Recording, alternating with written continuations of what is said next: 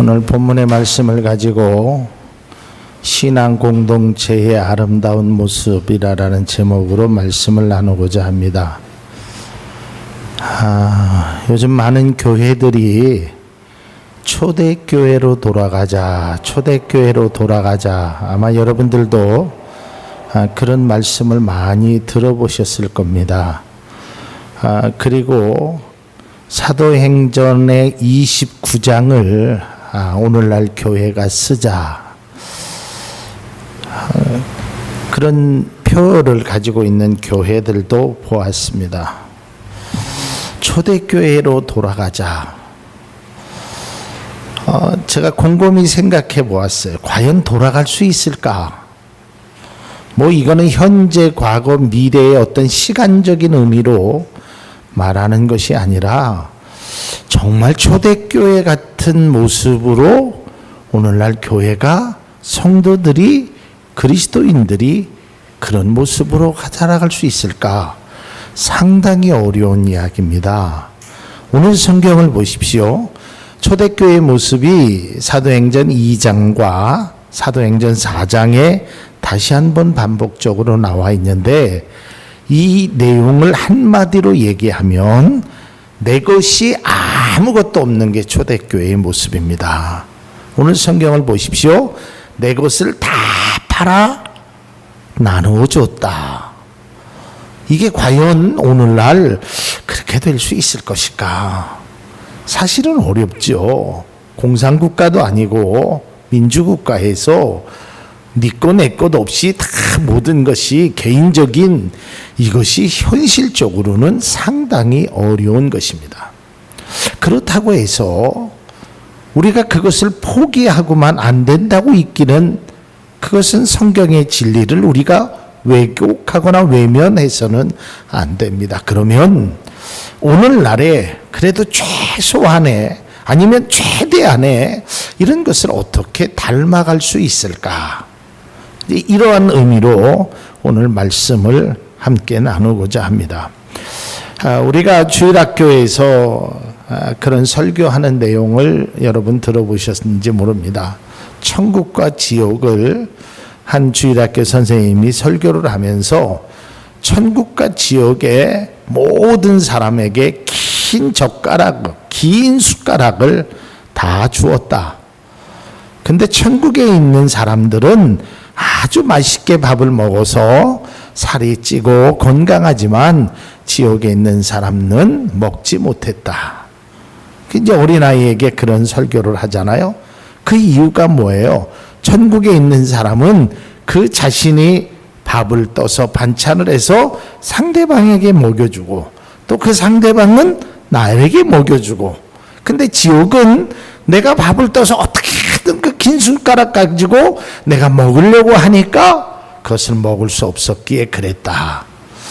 주일학교 아이들에게 쉽게 이해하기 위한 천국과 지옥이라고 말하지만, 오늘날 현실 속에서도 천국과 같은 교회가 바로 긴 숟가락을 가지고 서로에게 필요한 것을 주는 그런 교회가 천국과 같은 모습의 교회일 것이며, 내 것을 가지고 나만 먹겠다고 애쓰고 힘쓰는 그런 모습이 바로 지옥과 같은 교회의 모습이 아니겠느냐라는 생각을 가져보았습니다. 여러분, 우리 교회는 천국과 같은 모습의 교회로 달려갈 수 있기를 바랍니다. 아름다운 교회의 모습은 이런 것입니다. 자, 오늘 성경에 보니까 이런 말이 있습니다. 가난한 자들이 아무도 없었다. 여기서 가난하다라는 뜻은 오전 예배에 심령이 가난하다라는 그런 뜻이 아니라 실질적으로 물질로 가난한 사람이 아무도 없었다는 것입니다. 왜 없었을까요? 여기는 무슨 금을 캐는 곳이었나요? 아니면 농사를 져서? 아니에요. 원래는 가난한 사람이 있었습니다.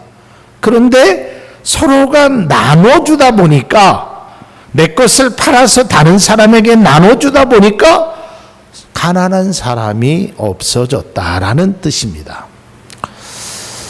저는 오늘날에도 이 가난한 사람들이 상당히 많이 있습니다. 또한 이 가난하다라는 의미 속에서 저는 물질의 가난함도 있지만 영적으로 소외받는 사람들의 모습도 분명히 있을 것입니다. 그러면 교회라는 공동체가, 이런 믿음의 공동체가, 신앙의 공동체가 과연 모여서 하나님 앞에 경배하고 하나님 앞에 찬양을 드리고 하나님께 기도를 하기 위한 공동체만 될 것인가? 또한 복음을 땅끝까지 증거하라고 하니까 복음을 증거하는 그런 공동체로만 남아 있을 것인가? 그게 과연 하나님의 뜻일까? 성경은 그렇게 말하고 있지 않습니다. 성경의 믿음의 공동체는 하나님 앞에 찬양도 하고 경배도 하고 감사도 하고 믿음의 교제도 나눠야 되지만 우리끼리만 나누는 공동체가 아니라 우리의 것을 다른 사람에게 나누어 줄 수 있는, 다시 말해서 내 것을 다른 사람에게 줄 수 있는, 내 것을 팔아다가 그런 사람들에게 나누어 줄 수 있는 그 공동체를 하나님이 원하시는 공동체이며 그것이 바로 교회가 지향해야 될, 교회가 앞장서야 할 그러한 믿음의 모습이라고 성경은 분명히 말하고 있다는 것입니다. 저는 신학교 다닐 때 그런 생각을 가져보았습니다. 만일에 한국 교회가 11조를 한다면 어떻게 될까? 제가 87년도에 제가 존경하는 교수님의 강의를 들으면서 88년도에 그런 생각을 해봤습니다. 거의 한 28년 전에. 그때 크리스찬들이 1000만 기독교인 그랬어요. 1000만. 한국 교회가 어려운 사람을 위해서 11조, 선교 헌금 이런 거 말고, 어려운 교회 돕는 거 말고 그냥 정말 배고픈 사람들, 가난한 사람들, 굶주린 사람들, 없는 사람들을 위해서 교회가 11조를 하면 어떨까? 그러면서 말씀을 준비하면서 한번 생각해 보았어요. 한국 기독교인이 지금 한 800만 잡고 한 사람이 평균 헌금을 얼마나 할까? 그냥 대략 잡아서 한 200만 원 정도, 농촌교회, 도시교회 합해서 200만 원 정도 한번 생각해 봤어요. 그랬더니 1조 6천억이 돼요. 1조 6천억. 단순하게 계산해서 그걸 11조를 하면 얼마 1600억이 되는 건가요? 얼마 큰 돈은 아니죠. 목사님은 1억도 없으면서 1600억을 크지 않다고 하는 게 아니라 1억도 만져본 적이 없지만 큰 돈은 아니에요. 그러나 교회가 순수하게 정말 어려운 사람들을 위해서 좀 나눠줄 수 있는 모습을 보인다면 한국교회가 지금의 모습과 같이 세상으로부터 지탄을 받거나 또한 그런 것들이 많이 감소되진 않을까. 여러분, 오늘 사도행전의 이러한 모습 속에서 저는 이 신앙적인 아름다운 모습을 보여주는 그 말씀을 드리는 것이 아니라 이러한 모습을 갖기 위해서는 어떠한 전제 조건이 있어야 될 것인가를 말씀을 통해 발견하게 됐습니다. 첫 번째로 이러한 유무상통, 서로가 서로의 자신의 것을 나눠주기 위한 오늘 이 말씀의 가장 키워드가 무엇일까? 오늘 성경 32절은 이렇게 말하고 있습니다. 믿는 무리가 그랬어요. 누가요? 그리스도인들이. 믿는 무리가 누구입니까? 성도, 하나님을 믿는 무리가 행했다는 것입니다. 이것이 매우 중요한 것입니다. 여러분, 우리가 앞서 난 시간에도 얘기했지만 우리가 신앙을 갖는 것이 나만을 위해서 사는 존재가 되어서는 안 됩니다. 예. 여러분, 우리가 그런 얘기 하잖아요. 공부해서 남주냐? 물론 자신을 위해서 공부하는 겁니다. 그건 분명합니다. 그러나 그 공부를 통해서 자기 것만 영유하려고 해서는 그것은 참다운 공부한 사람이라고 말할 수 없는 것입니다. 국가를 위해서 또한 사회를 위해서 이웃을 위해서 헌신하는 모습을 갖는 것이 공부하는 사람들의 모습이 되어야 돼요. 그저 자기 주머니만 착복하고 자기의 부만 눌리는 사람은 그것은 진정 좋은 머리를 가지고 좋은 공부를 했던 사람이다라고 말할 수 없게 되는 것입니다.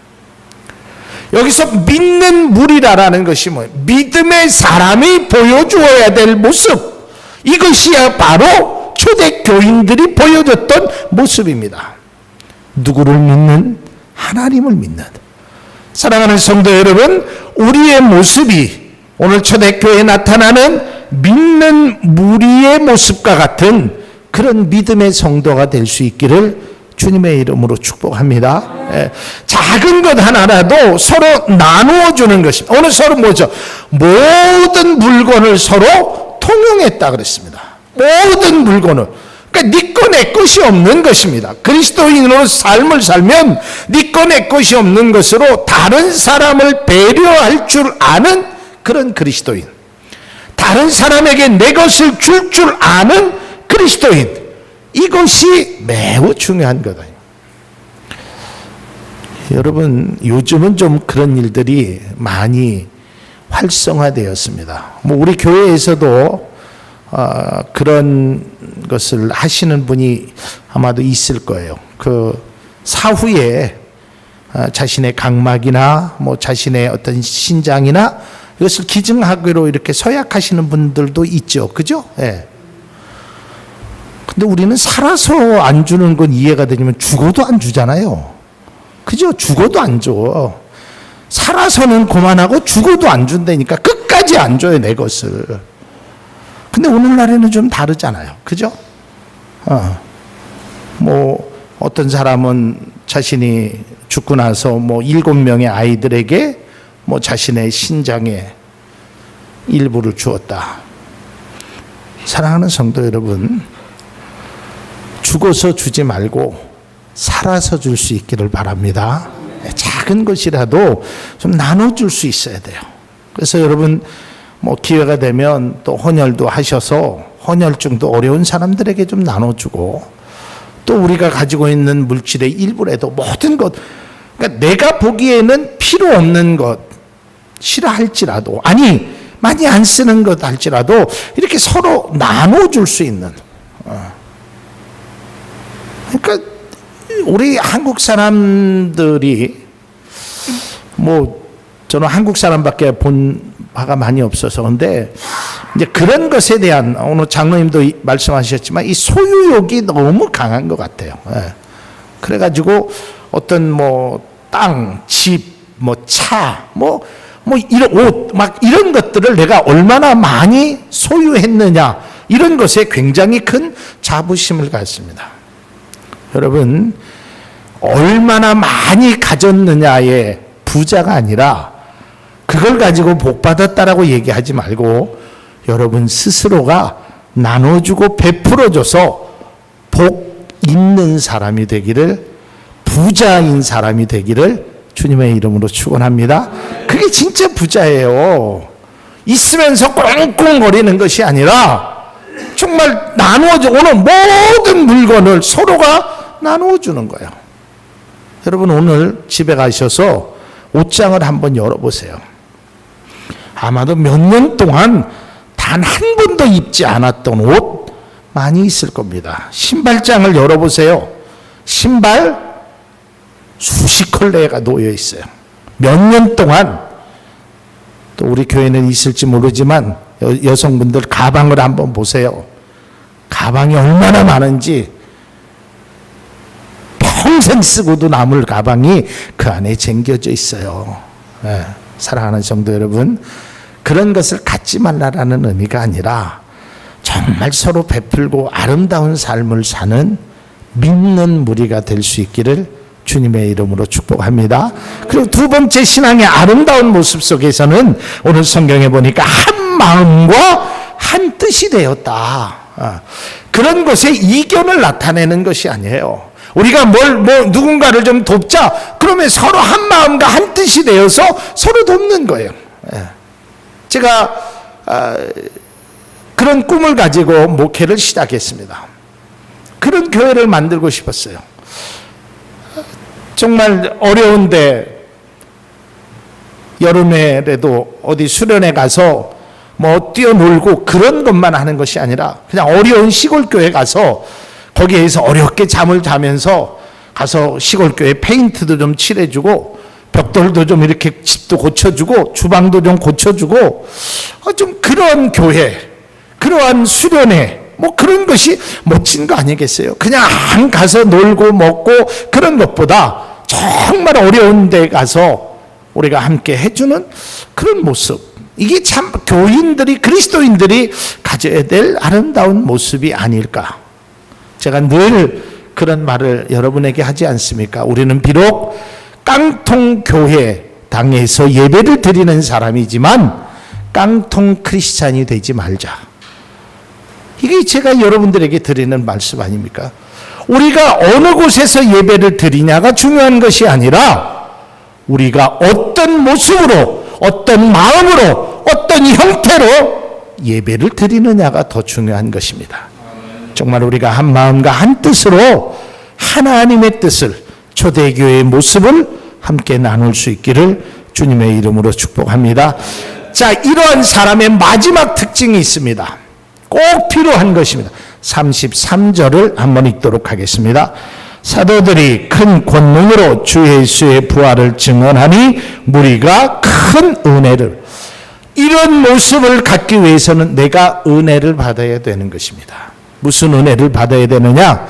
부활의 증인의 말씀을 들어야 돼요. 그것이 무엇입니까? 성경의 진리를 우리가 알아야 돼요. 여러분, 우리가 은혜를 받지 못하면은요, 제가 지난 금요일 날인가 말씀드렸죠? 소쿠리 신앙이 되는 것이, 물속에 들어있을 때는 뭐 물이 가득 차 있는 것 같아요, 소쿠리 안에. 근데 소쿠리를 쫙 빼내면 물이 하나도 남질 않습니다. 마찬가지예요. 교회 내에서는 우리가 기도할 때는, 주일날에는, 성경책을 들고 다닐 때는 은혜가 충만하고 말씀이 충만하고 뭔가 있는 것 같지만 나와보면 아무것도 없어요. 그러면 이러한 아름다운 모습을 가질 수 없다라는 것입니다.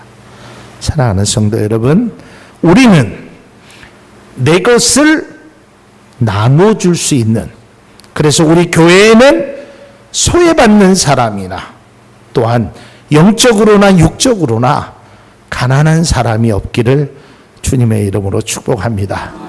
이 가장 중요한 것은 배려라는 것입니다. 다른 사람을 배려하고 다른 사람의 입장에서 생각하고 다른 사람을 위해서 내 것을 나눠줄 수 있는 신앙의 공동체, 이것이 초대교회의 모습이었고 이것이 우리가 닮아가야 될 모습인 줄로 믿습니다. 함께 기도하시겠습니다.